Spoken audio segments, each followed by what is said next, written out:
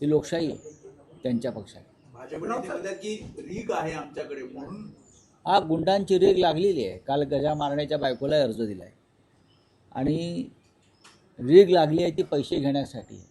उमेदवारीबरोबर जे 5 कोटी रुपये दिले जात आहेत उमेदवारी अर्जाबरोबर, त्या 5 कोटीसाठी ही रीग आहे आणि शिंदेकडे उमेदवारीबरोबर 10 कोटी.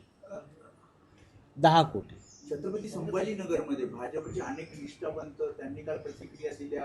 कोणी निष्ठावंत नसतं. ते निष्ठावंतांची काल तुम्ही भूमिका पाहिली असेल.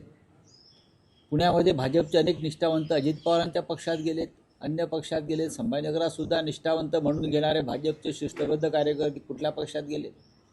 हां, निष्ठावंत वगैरे काय नसतं. आज शिंदे गट, भारतीय जनता पक्ष आणि अजित पवार उमेदवारी अर्जाबरोबर जे आर्थिक पॅकेज देत आहे 5-5, 10-10 कोटीचं, त्यासाठी हा गोंधळ आणि रीग निष्ठा त्या पैशाच्या पावसात वाहून गेलेले आहेत.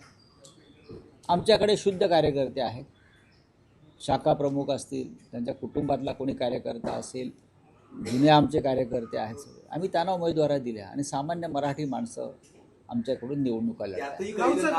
आणि शिंदेच्या शिवसेनेमध्ये जाऊ द्या.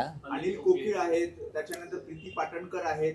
अनेक जणांचं असं म्हणणं आहे की घराणेशाही होती, नेत्यांच्या मुलांना तिकीट दिली, त्याच्यामुळे काही जण नाराज होऊन अपक्ष त्यांनी अर्ज भरले. या बंडखोरांना तर रोखणार कसं? बघा, ह्याला मी बंडखोरी हा शब्दच मी कालही म्हटलं. हे बंड